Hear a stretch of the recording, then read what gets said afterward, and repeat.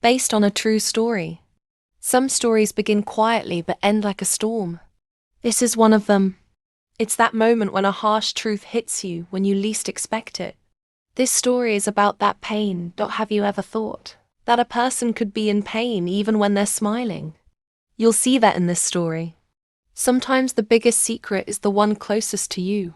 He would realize this much too late. If you'd like, let's get straight to the story without wasting any more time. Meredith's hands were trembling. She almost dropped the key as she opened the front door. It was 1:15 a.m., and her body was refusing to stay upright.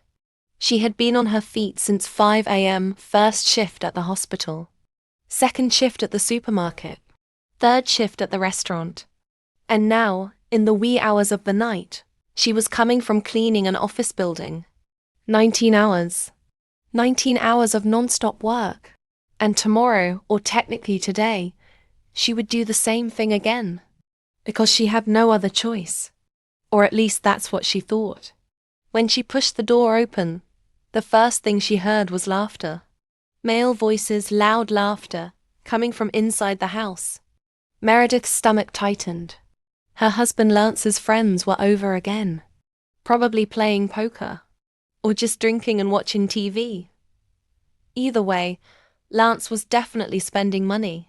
Meredith moved quietly down the hallway. She took off her shoes because she didn't want to make any noise. She just wanted to go to the guest room, take a shower, sleep for 4 hours, and start over in the morning. But then she heard Lance's voice. It was coming from the living room, loud and proud. "I'm telling you guys, I figured this out." Meredith froze.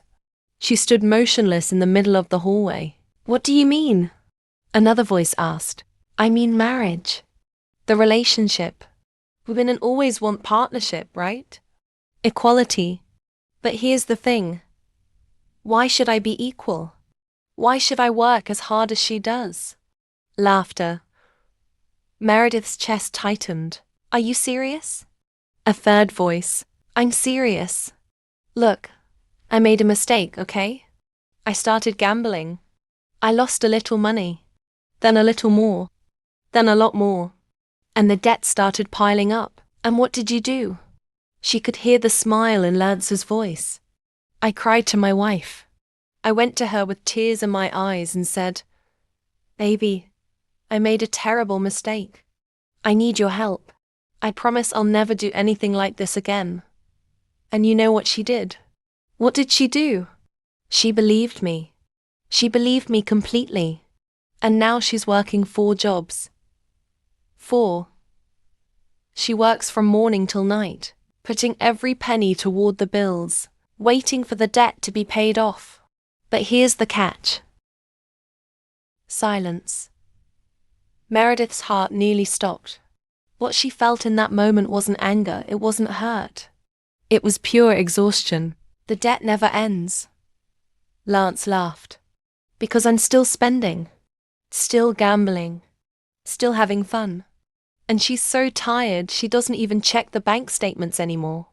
The paychecks come in. The money gets withdrawn. She doesn't notice a thing. Wow, that's cold, man.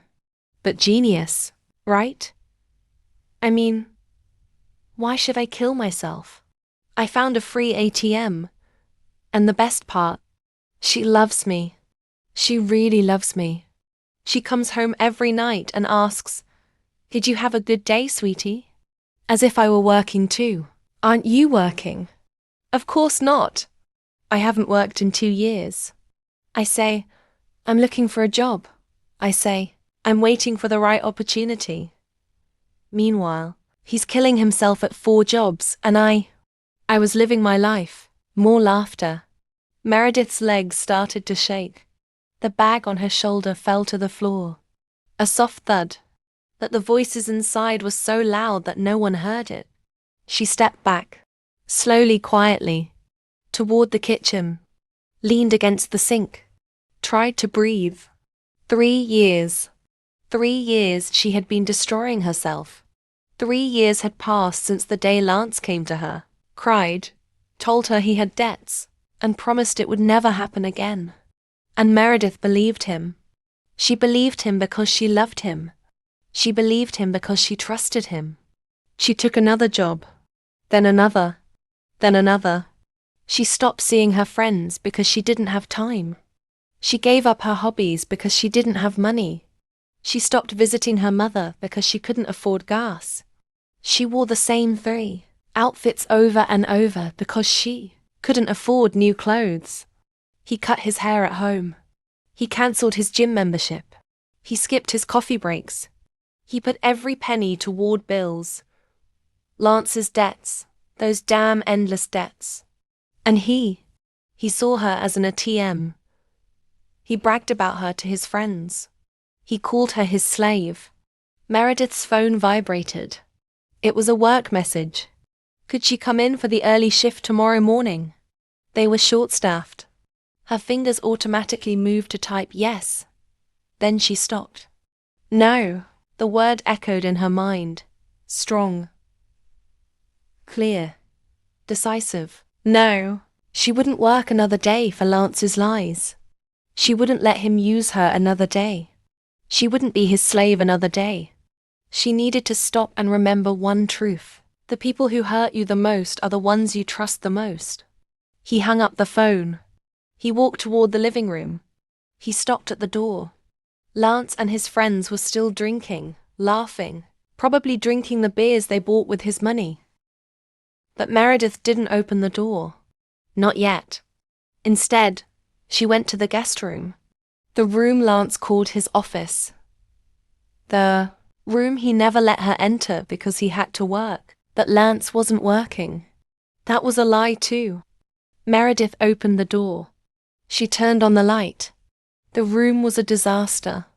Clothes on the floor, empty bottles on the table, papers everywhere. She walked to the desk. She started opening the drawers. She didn't know exactly what she was looking for, but she knew she would find something. She found it in the 3rd drawer. Credit card statements hidden under old magazines. 1, 2, 5, 10. The amounts made her sick. $23,000, $15,000, $31,000. And they were all recent. Last month, this month, last week. Lance was still spending, still borrowing. While she was dying from 4 jobs, Lance was making things worse. Meredith took photos of everything. Every statement, every receipt, every piece of evidence. Her hands no longer trembled. Her mind was clear. The fatigue had gone, replaced by something cold and hard. She had been sleeping for 3 years. Now she was awake. And Lance would regret the day he called her his slave. Meredith turned off the light. She left the room. She went to the guest bathroom and locked the door. She sat on the edge of the bathtub. She opened her phone. She looked at the photos she had just taken. Then she opened the banking app. There was $620 in the joint account. Yesterday's paycheck. Lance would probably transfer $400 to his own account tomorrow, as he always did. But this time he wouldn't. Meredith looked at the account history. Transfers. Hundreds, thousands of transfers. Her money going in, Lance's transfers going out. For years. She got tired of counting. She opened her email. She started searching. She found the divorce lawyer her friend Diane had mentioned 2 years ago. She wrote down the name. She saved the contact information. Then she called financial advisors. Then therapists. Then moving companies. He was making a list. He was making a plan. He was taking his life back. In the living room, Lance was still laughing. But his laughter no longer affected Meredith. Because very soon, she too would learn what it felt like to lose everything. Meredith couldn't sleep that night. She lay in the guest room, staring at the ceiling, hearing Lance stumble into the bathroom, then return to bed. The bed she had slept in for 8 years. The bed she would never sleep in again. The alarm went off at 5 a.m. Time to prepare for the hospital shift. Meredith sat up. She looked at her phone. The email to the divorce lawyer was still in the drafts folder. She had written it at 3 a.m., then deleted it, then written it again. She still hadn't sent it. Because if she sent it, everything would become real. But it already was real. It had become real when Lance called her my slave. Meredith pressed the send button. Then she got dressed, tied her hair back, and quietly left the house. Lance was snoring in the bedroom. He wouldn't wake up until noon. He never woke up. The drive to the hospital took 35 minutes. Meredith had made this trip so many times she could do it with her eyes closed. In fact, she had done it with her eyes closed. Last month she had fallen asleep at a red light and been woken by the honking of the car behind her. She parked her car and sat there for a while. She watched the hospital entrance. People were coming and going. Patients, worried families, tired doctors. Meredith worked in the billing department. She spent 8 hours at a computer, dealing with insurance claims. She calmed angry people on the phone. She explained why their bills were so high. This wasn't the job she had dreamed of when she went to college. She wanted to be a nurse. She wanted to work in a hospital with real patients. When she met Lance, she had 1 year left until graduation. He was very attractive. He was confident. He told her she was beautiful. He told her she was smart. He told her he wanted to build a future with her. So when he asked her to take a year off from school, she agreed. Just 1 year, she said. Until I get my business started. That was 8 years ago. The business never happened. Lance always had an excuse. The market wasn't right. He needed more capital. His partner backed out. Meredith stopped asking after the 2nd year, because by then Lance had convinced her that her dreams could wait, that they had to be realistic, that wanting to go back to school while the bills were being paid was selfish. But there were no bills. Not back then. The look on his face at that moment made me wonder, how can a person hold so much pain inside? The bills came when Lance started gambling and losing and coming home with tearful eyes, saying, "Baby, I need your help." Meredith got out of the car. She walked toward the hospital. She swiped her employee card. She got into the elevator. Her desk was by the window. On her desk was a photo of Lance from their wedding day. They were both smiling, as if they were the luckiest people in the world. Meredith looked at the photo. She didn't recognize that woman. That woman had hope. That woman believed in love. That woman thought marriage meant partnership. She opened the drawer. She placed the photo inside, face down. Then she turned on her computer and started working. The morning passed with phone calls and forms. At 10:30, her coworker Diane came in with coffee. "You look terrible," Diane said, placing the cup on Meredith's desk. "Worse than usual." Meredith tried to smile. "Thanks. Just what I needed to hear. I'm serious." Diane pulled up a chair and sat down. She was in her 40s, divorced, with 2 children. She had been working at the hospital for 15 years. "You're going to kill yourself with all this work. When was the last time you took a vacation?" "I don't know. January." "Meredith, it's October. I know what month it is." Diane leaned forward. "Honey, I'm telling you this because I care about you. That man isn't worth it. Whatever debt he's put you in, it's not your responsibility to fix it. He's my husband." Every word she spoke was an outpouring of the burdens she had been carrying for years. "He's an adult who needs to handle his own problems." Diane paused. "Does he even work?" Meredith didn't answer. She couldn't, because the truth was too embarrassing. No, Lance wasn't working. He hadn't worked in 3 years. "I'm waiting for the right opportunity," he said. "I'm overqualified for entry-level positions," he said. But he wasn't working. He slept until noon. He played video games. He went to the gym. And he spent Meredith's money on his friends. What he was going through wasn't just an incident. It was a turning point. "I sent an email to the lawyer," Meredith said softly. This morning, Diane's eyes widened. You did? Really? Last night, I heard Lance talking about me with his friends. Meredith's throat tightened. He called me his slave. He called me a free ATM. Diane said nothing. She just reached across the table and squeezed Meredith's hand. I'm fed up, Meredith said. I'm so tired. I just need to figure out how to do this without ending up on the street. Jennifer is a good lawyer. She got me everything I deserved. I got more than I thought I would. Diane squeezed her hand again. You'll be okay. You'll be even better. I don't feel good. You will eventually. Meredith nodded, but she wasn't sure if she believed it. She hadn't felt good in a long time. She couldn't even remember what it felt like to be okay. The rest of her shift dragged on slowly. Every time Meredith looked at the clock, only a few minutes had passed. She processed requests mechanically, her mind elsewhere.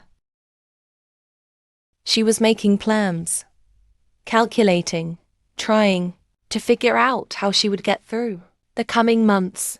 Her shift ended at 2 o'clock. She walked to her car. She had 30 minutes to reach the supermarket on the other side of town. She stopped at a fast food restaurant. She ordered a cheap hamburger and ate it in her car at a red light. The supermarket job numbed her mind. She sat at the register, scanned items, smiled at customers, gave change. Everyone was in a hurry. Everyone was angry. For 4 hours, Meredith said, "Good morning and thank you," apologizing for things that weren't her fault.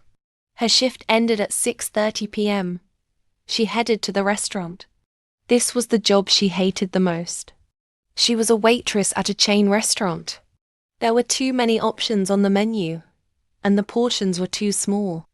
She smiled at customers, took orders, brought food, and cleaned up spills. After this shift, her feet always hurt. Tonight was no different. A family of 4 left her a $5 tip on an $80 bill. The man at table 12 sent his steak back twice.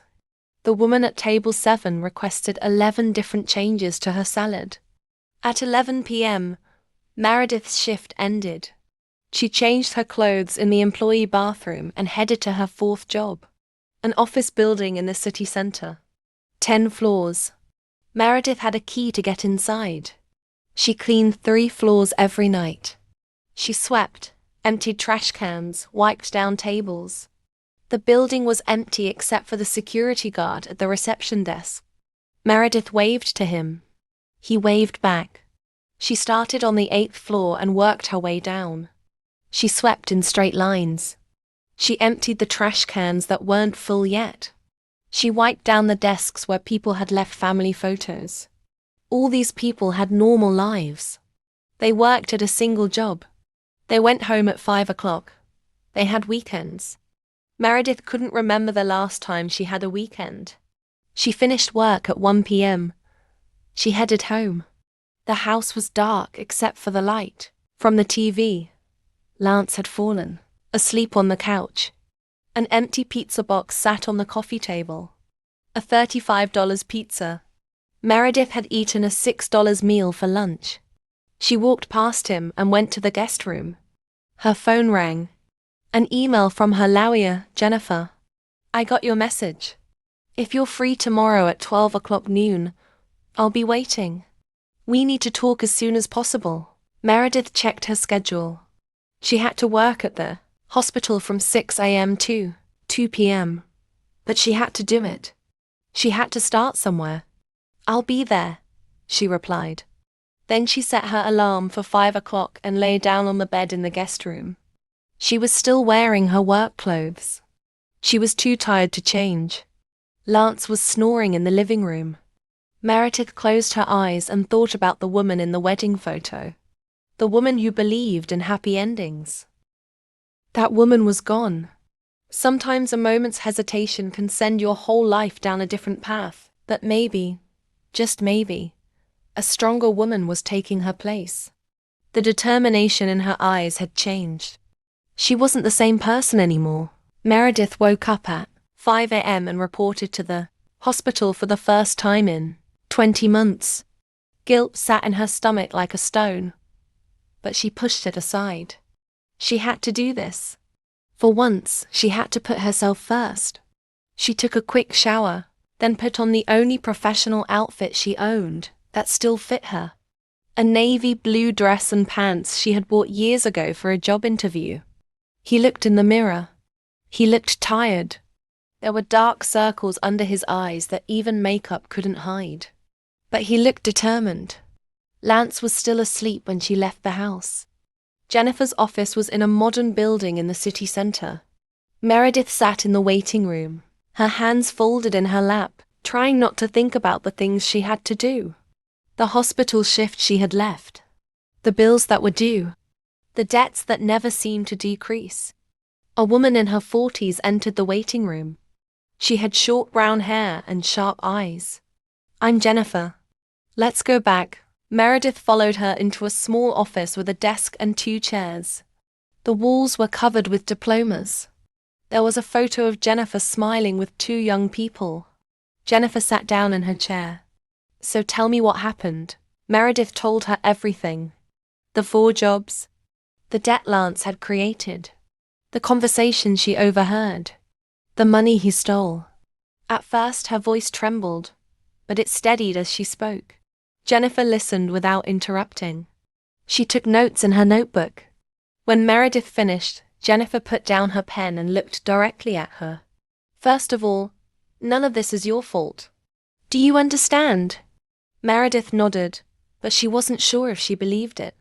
"Second, you're in a better position than you think. Did Lance tell you these are joint debts? He said we had to pay them together. He said we were a team. But did you sign anything? Credit card applications, loan documents?" Meredith thought. "No. He said he'd handle the paperwork." Jennifer smiled. "Then legally, those debts are his, not yours. Especially gambling debts.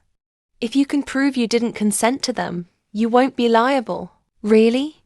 This answer gave her a glimmer of hope. Maybe she could save everything. "Really? And if he's taking money from joint accounts without your knowledge, that's financial infidelity. We can use that in the divorce." Divorce. The word hung in the air.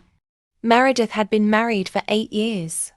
She had promised forever, but forever couldn't mean being someone's slave forever. "What do I do now?" Meredith asked. Jennifer pulled out a checklist. "First, separate your finances. Open a new bank account in your own name. Start depositing your paychecks there. Don't tell Lance. Won't he notice?" "Probably. But by the time you do, you'll be ready." Jennifer continued. "Second, gather evidence. Every message, every receipt, every bank statement. Document everything. Times, dates, amounts. The more evidence you have, the better. I took photos of the credit card statements I found in his office last night." "Good. Keep doing that. But be careful. Don't let him catch you. What if he gets angry? What if he tries to stop me?" Jennifer's expression grew serious. "Do you feel safe at home?" Meredith thought about it. Lance had never hit her. He had never threatened her. But he had manipulated her. He had lied to her. He had used her. "I don't know," she admitted. The words were stuck in her throat, because there was no way to describe this pain. If you ever feel unsafe at any point, you leave. You go to a friend's house, a hotel, anywhere. Your safety is more important than anything else. Jennifer wrote something on her business card and handed it to Meredith. "This is my cell phone number. You can call me anytime." Meredith took the card. Her hand was trembling again. "How long will this take?" she asked. "It depends on how cooperative Lance is. If he fights it, it could take months. If he agrees to a settlement, it could be faster. But Meredith, you need to prepare yourself. This will be difficult. He'll be very angry. He'll try to manipulate you. He might promise to change. He might cry. He might blame you." "I know. Do you know why?" "Because from what you've told me, You've spent 3 years believing his lies. I don't love him anymore. Meredith said it and realized it was true. I haven't for a long time. Jennifer nodded. Then you're halfway. There. The breath she let out was a sign of the storm to come. The meeting lasted an hour. Meredith had a plan as she left. Step-by-step instructions to reclaim her life. It was very difficult, but it also seemed possible. She got into her car and opened the banking app. She found the nearest branch and headed there. 25 minutes later, she had a checking account and a savings account, both in her name. She transferred the $620 from the joint account to her new account. It wasn't a big deal, but it was a start. Then she went to the supermarket for her afternoon shift. The day passed in a blur.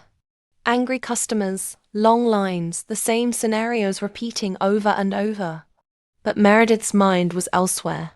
She was making lists of things to do, things together, places she could stay if she needed to leave urgently. At 6:30 p.m., she went to the restaurant. The dinner rush was intense.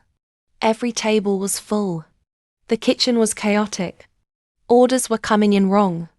Meredith was running around, apologizing, fixing mistakes that weren't even her fault. She finished her shift at 11 o'clock. She needed to go to her cleaning job, but couldn't. Her body had reached its limit. She messaged her boss about an urgent family matter and that she couldn't come in tonight. Then she headed home. Lance's car was in the driveway. The house was lit up. Meredith sat in her car for a long time, gathering her courage. She had to go inside. She had to pretend everything was normal. She couldn't tell Lance that things had changed. She put on her mask and entered through the front door. Lance was making himself a sandwich in the kitchen. He looked up when she entered. "Hey, honey," he said with a smile.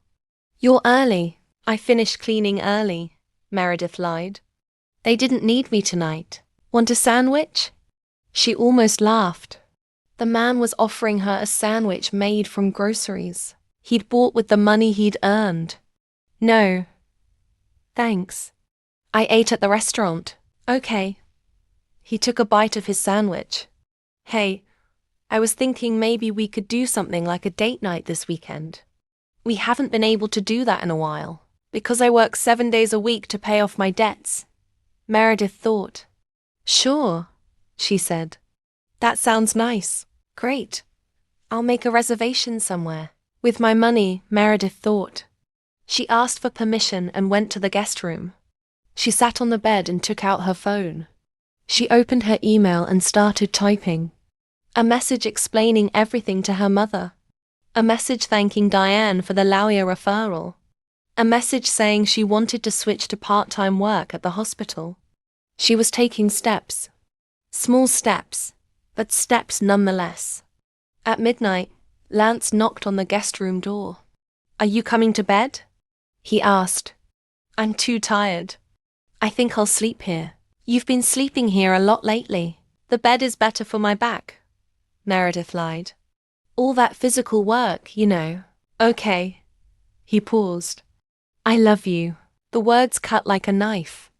How dare he say that to her? "I love you too," she said because she had to. Because she wasn't ready yet. That she would be ready soon. And then Lance would learn what it meant to lose everything. 3 days later, Meredith was cleaning Lance's car. Lance had asked her to do it. He had said it was terrible. He had said he would pay her $40. In exchange for more work, he would give her $40 back from his own money. But Meredith had agreed because she needed an excuse to look for the car. It was Sunday afternoon. Lance was at the gym. He spent 2 hours there every day. Time he could spend working out. Time he could spend helping her. Meredith started with the trunk. Fast food bags, empty water bottles, gym clothes that smelled like they hadn't been washed in weeks. She threw them out. She moved to the back seat. More trash. A jewelry store receipt from a week ago. $380 for a necklace. Meredith took a photo of the receipt and put it back where she found it. The front seat was even worse. In the glove compartment were old insurance cards and a bottle of cologne. Expensive cologne. Meredith had never felt this way about Lance at home. She saw it just as she was about to close the glove compartment. A phone. Not Lance's phone. It was an old model phone tucked under the insurance papers. Meredith picked up the phone. The screen lit up. There was no passcode. She opened the messages. The last conversation was with C, and the messages made Meredith feel sick. I already miss you, baby. Lance, I miss you too. Counting down until Thursday. C, can you get away tonight? C, at noon. I'll tell him I have a job interview. Lance, you're terrible. What if she actually believes you? C, he always believes me. He's too tired to question anything. Poor guy. Lance, he's working all those jobs. Unbelievable. C, I know, right? But it keeps him busy and he keeps making money. Lance, you're going to hell. C, if I can see you, it's worth it. Lance, Meredith scrolled up. Weeks of messages. Months of messages. 2 years of messages. They met at a bar. Lance told Courtney he was an entrepreneur. He said he was successful. He said he was separated from his wife. It's impossible to put what happened in that moment into words. But it's possible to feel it. It was all a lie, but Courtney believed them. Meredith kept scrolling. She found photos. Lance and Courtney at restaurants. Lance and Courtney at the beach. Lance and Courtney in hotel rooms. In some photos, Courtney was wearing jewelry. Expensive jewelry. The same jewelry as in the receipts Meredith had found. Courtney was young, maybe in her late 20s. She had long blonde hair and a bright smile. She looked happy. She had no idea she was dating a liar who was financing their relationship with his wife's money. Meredith took photos of everything. Every message, every photo, every piece of evidence. Then she put the phone back exactly where she found it and continued cleaning the car. Her hands were shaking. Her chest was tight. But she kept working. When Lance came home from the gym, the car looked brand new.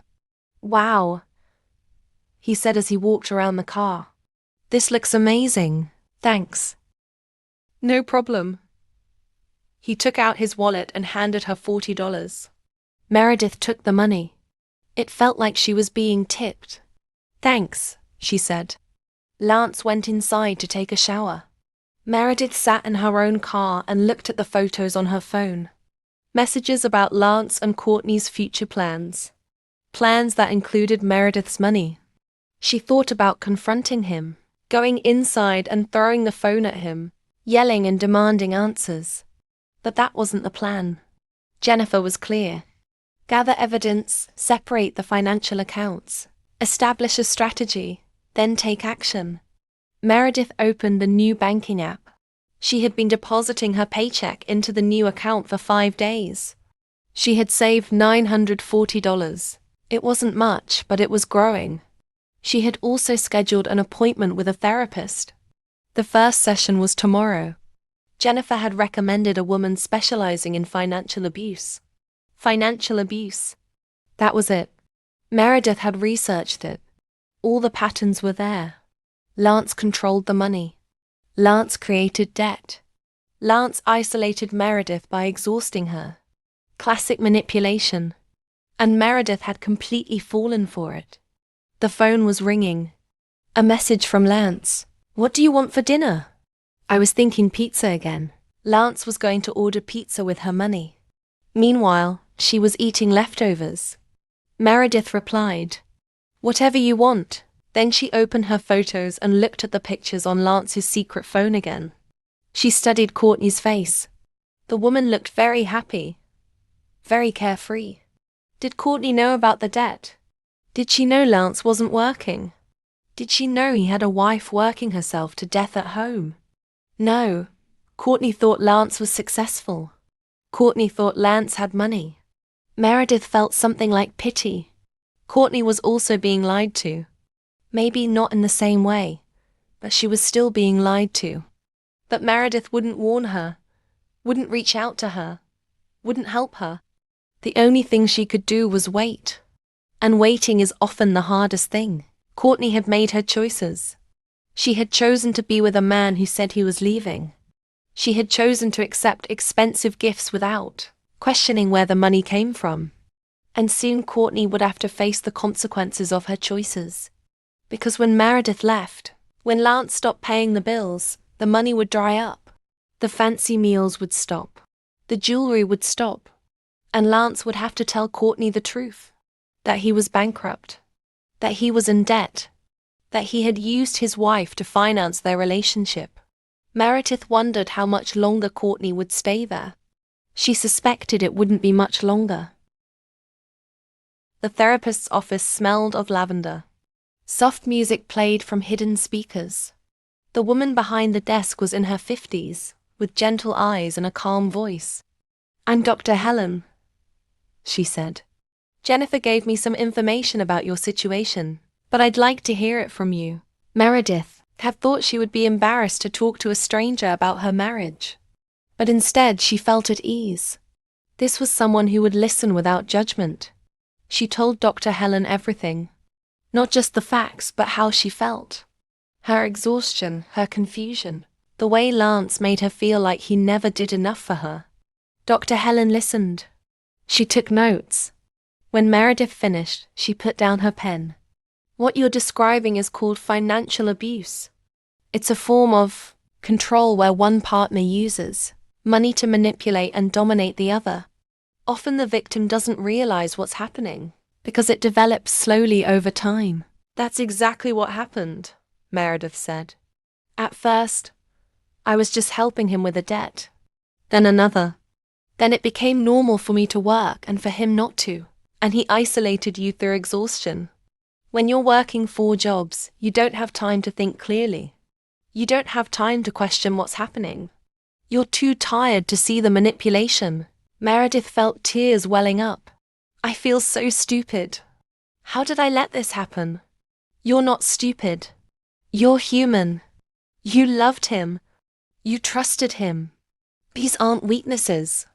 But Lance used those traits. That's his fault, not yours." The session lasted an hour. When it ended, Meredith felt lighter. Dr. Helen gave her homework.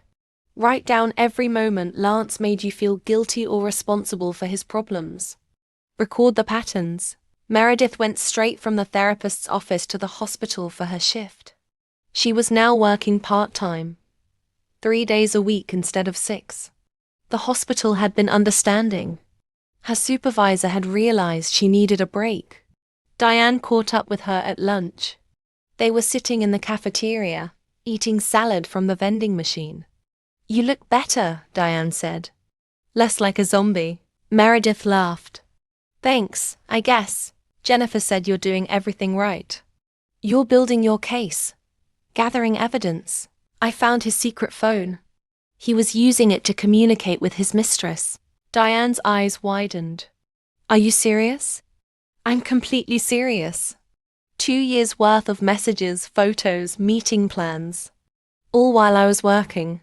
That man deserves everything that's coming to him. I just want to be free," Meredith said. "I don't care about revenge. I just want my life back." But that wasn't entirely true. She wanted Lance to suffer the consequences.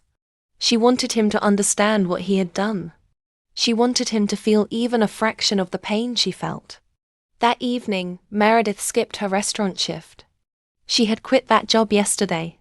Now she was working 2 jobs, part-time at the hospital and part-time at the supermarket. She continued doing the cleaning job to make extra money 2 nights a week. In her free time, she went to the public library. She pulled her laptop into a quiet corner. Then she got to work. She created a spreadsheet. The first column was Lance's debts. She listed all the credit cards he had paid off. Next to each one, she wrote the balance and the monthly payment. Total $103,000. The second column was evidence. He listed all the documents he had. Bank statements, receipts, messages with Courtney, photos. The third column was a timeline. When each debt was incurred, when Lance quit his job, when he started his second, third, fourth job. The pattern was clear. Lance had created these debts himself. He had never intended to pay them back. He had always planned to use Meredith. Sometimes patience is only the first part of the test. The real challenge comes later. He saved the table to a USB drive. He made 3 copies and hid them in different places. He kept one in his car, one in his locker at the hospital, and one in the safe deposit box he had opened at his new bank. He didn't want to take any risks. If Lance found out what he was planning, he might try to destroy the evidence. Then he opened a new document and began writing. A list of things he needed to do before leaving. Save up 3 months' worth of expenses. Find an apartment. Change all his passwords. Tell his mother. Serve the divorce papers. He was on the first step. There was $1,800 in his new bank account. Once Lance stopped paying his debts, his monthly expenses would be around $1,500. She needed to save $4,500 to leave safely. At his current rate, he could save about $650 per week. That meant he needed about 5 more weeks. 5 more weeks of pretending. 5 more weeks of living with Lance. She could do it. She had survived for 3 years. She could endure 5 more weeks. Meredith worked at the library until it closed. Then she went to the office building for the cleaning shift. This meaningless job suited Meredith. It gave her time to think. Yesterday she had called her mother and told her everything. Her mother had cried. She said she knew something was wrong, but didn't want to pry. She said she could come and stay with Meredith whenever she wanted. But Meredith didn't want to run to her mother. She wanted her own home, her own space, a completely new beginning that was all her own. She finished cleaning at 1 o'clock and went home. Lance was asleep on the couch again. Meredith walked past him and went to the guest room. Her phone vibrated. A message from an unknown number. "Hello, are you Meredith? It's Courtney. We need to talk." Meredith's heart stopped. She stared at the message. Another message came.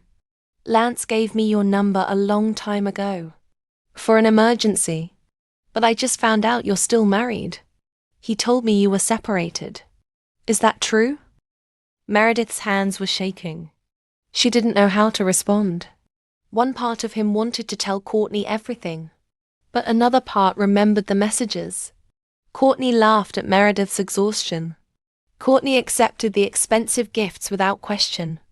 Meredith wrote, "We didn't break up. We're still married, and welcome back." She pressed send. 3 dots appeared immediately. Courtney was typing. "I had no idea. I swear. He told me he was going to divorce me." Meredith wrote, "He lied. He was lying to both of us. But I can't stand being lied to. If you want to stay with him, that's your choice. But know that he has no money. He has no job. And he owes me $103,000. When I leave, that debt will be his problem. Good luck." She hung up the phone and put it in the drawer. Courtney was now Lance's problem. And in 5 weeks, Lance would be his own problem. Courtney didn't text again. But Lance started acting strangely. He kept checking his phone. He kept asking Meredith about her schedule. He wanted to know when she'd be coming home. It was clear Courtney had confronted him. And now Lance was scared. It was the 4th week of Meredith's plan. She had saved $4,100, almost enough to move out. She had found a small, 1-bedroom apartment on the other side of town. The landlord was holding the apartment for her. She just needed to come up with the first month's rent and the deposit. A total of $2,800. She was almost ready. At that moment, time seemed to stand still. But events were unfolding rapidly. On Wednesday afternoon, He came home from his hospital shift. Lance's car was in the driveway. That was unusual. When he went inside, he found Lance sitting at the kitchen table. His laptop was open in front of him. His face was pale. "We need to talk," he said. Meredith's heart began to race, but she kept her voice calm. "About what? Did you close our joint account?" "I transferred my money to a personal account. That's all." "Why?" "Because I wanted control over my own paychecks." Lance stood up. "You can't do that.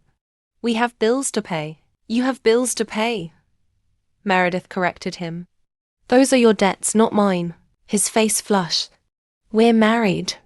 Your money is our money." "Well, where is your money?" Meredith asked. "You haven't worked in 3 years. I support you. I pay your debts. And you're spending my money on your mistress." Lance froze suddenly. "What are you talking about? Courtney?" "I know everything about Courtney." "Who told you?" Her voice was harsh. "Does it matter?" "I know. I have proof. Messages, photos, receipts. 2 years' worth of proof." Lance sat back down. His hands were shaking. "It's not what you think." "Really? Then what?" "Because from where I stand, you made me work 4 jobs to pay off your gambling debts. You sat at home and spent my money on another woman. I ended it with her. I swear it meant nothing." "You're right. It meant nothing because I ended it."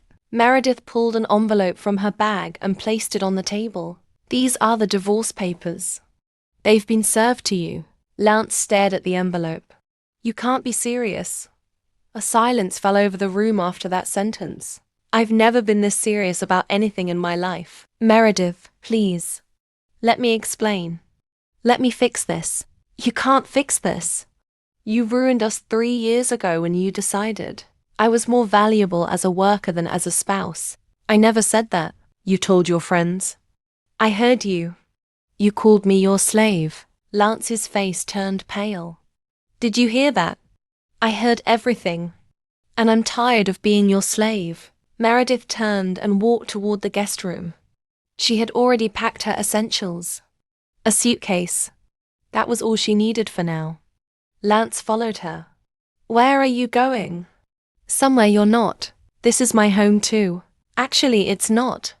Your name isn't on the mortgage." "Mine is. I've been paying it for 5 years. According to my lawyer, you have 30 days to move out." "You can't kick me out of my own home. It's not your home. It never was. You just lived here. And I paid all the bills." Meredith grabbed her suitcase and walked toward the front door. Lance grabbed her arm. "Don't touch me," she said in a cold voice. He let go immediately. "Meredith, please, don't do this. I love you." "You don't love me. You love my paycheck. But that's all in the past now." She walked out the door and loaded her suitcase into her car. Lance stood at the door watching. He looked lost.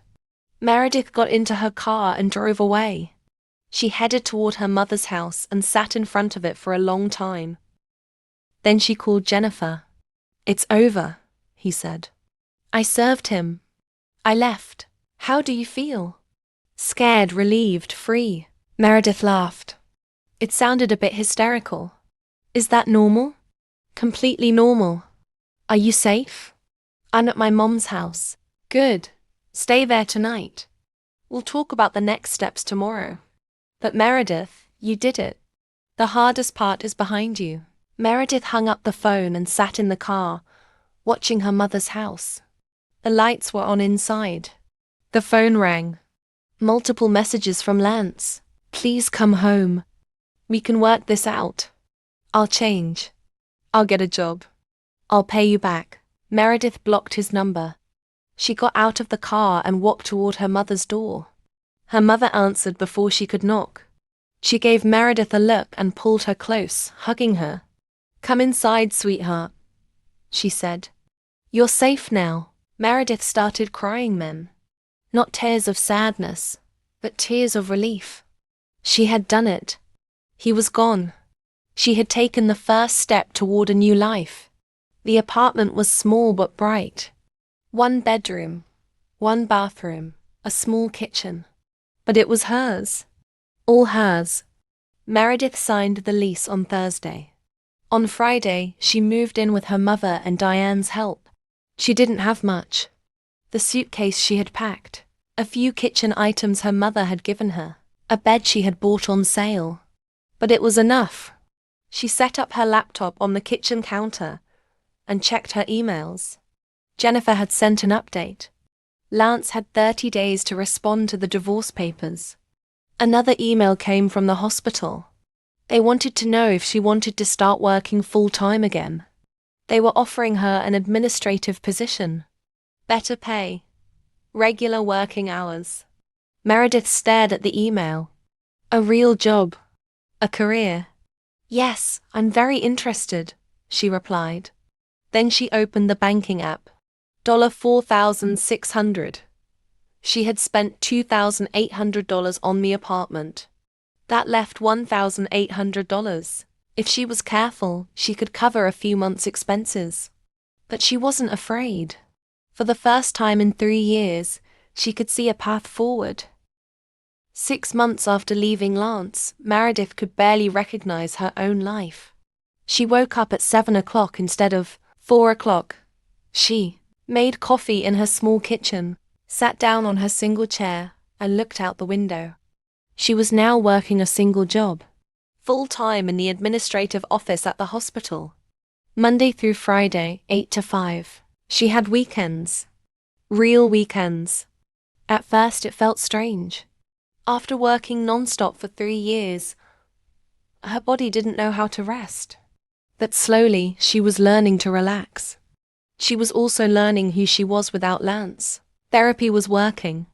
They were talking about boundaries, self-worth, and recognizing manipulation. In their final session, Dr. Helen had said, "You're doing exceptionally well." The divorce had been finalized in March. Lance had tried to fight it, but his claims fell apart under scrutiny. Jennifer had presented the evidence. Bank statements, messages, and the testimony of Diane and Meredith's mother. The judge ruled immediately. The divorce was finalized. Lance received no alimony. The house went to Meredith. Lance's debts remained solely his. Meredith sold the house 2 weeks later. She didn't want it. Too many memories. She made a profit of $35,000. She put half into savings and spent the other half on her new beginning. The tears in her eyes reflected years of accumulated pain. In November, Meredith ran into Courtney while grocery shopping. She recognized her immediately from the photos. Her blonde hair was now shorter, and she looked tired and worn out. Courtney froze when she saw Meredith. "Hello," Courtney said quietly. Meredith nodded. "Hello, I want to apologize. For everything. I didn't know you were married." "Yes, you should have," Meredith said. "Not out of malice, just honesty. He lied to me about everything too. I broke up with him." Meredith shrugged. "That's between you and him. I know. I just wanted you to know I'm sorry." "All right. Your apology is heard. Are you happy now?" Courtney asked. "Very happy." Courtney slowly shook her head. "Good. You deserved it." They went their separate ways. Meredith was no longer angry with Courtney. She truly felt nothing. A year after breaking up with Lance, Meredith celebrated her birthday like never before. She took the whole day off work. She slept until 9 a.m. She made pancakes while watching her favorite show. Then she met her mother and Diane for lunch at a nice restaurant. "What's it like to be 34? Brenda asked while eating dessert. "It's truly amazing. Last year at this time I was working 4 jobs. Now I'm really living," her mother said. "You look different, lighter, as if you're no longer carrying the weight of the world on your shoulders." "I'm not. I'm just carrying myself, and that's much easier." That evening they dined at a restaurant. A beautiful place with a river view. It was the kind of place he could never have gone to with Lance. He smiled as he paid the bill. With his own money. Money no one had stolen. While sitting in the car, his phone rang. An unknown number. He answered. Hello. Is this Meredith Fletcher? A man's voice. Yes, we're calling from the bank. I'm trying to reach Lance about his account. The number we have on file isn't working. Is there any way to reach him? Lance and I are separated. I don't have his current number. I see. The account is seriously overdrawn. We need to discuss payment options. That's his account, not mine. But you're his wife. Aren't you responsible for his debts? No, we're divorced. And these debts were incurred without my knowledge or consent. You'll need to discuss payment directly with Lance. The man hung up before he could respond. More calls came the following week. Credit card companies, collection agencies. Meredith blocked every number. Lance was now his own problem. And Meredith had more important things to think about. Slowly, carefully, she built a life just for herself. 2 years after leaving Lance, Meredith could barely recognize her own life. She was now working toward her health management degree. She had been promoted at the hospital. She had bought a small house. The apartment was small but beautiful. It had a garden. It had a porch. And it was entirely hers. One Sunday, she was sitting in the garden. The sun was shining. The birds were singing. And Meredith was smiling. Because she was finally free. She was finally happy. She was finally completely herself. And no one, absolutely no one, could take that away from her. And finally she understood. Sometimes leaving is the quietest yet strongest scream. When everything was over, all that remained was a broken but free heart. The pain hadn't completely faded, but it no longer controlled him. The most important thing he learned that day was this: when a person chooses themselves, they don't lose. From that day on, he walked through life with lighter steps. Every person must learn to set their own boundaries. Otherwise, others will cross them. True strength lies in being able to rise again after being broken. Sometimes we distance ourselves not to protect ourselves, but to find ourselves. What do you think was the right decision in this story? Let's discuss it in the comments.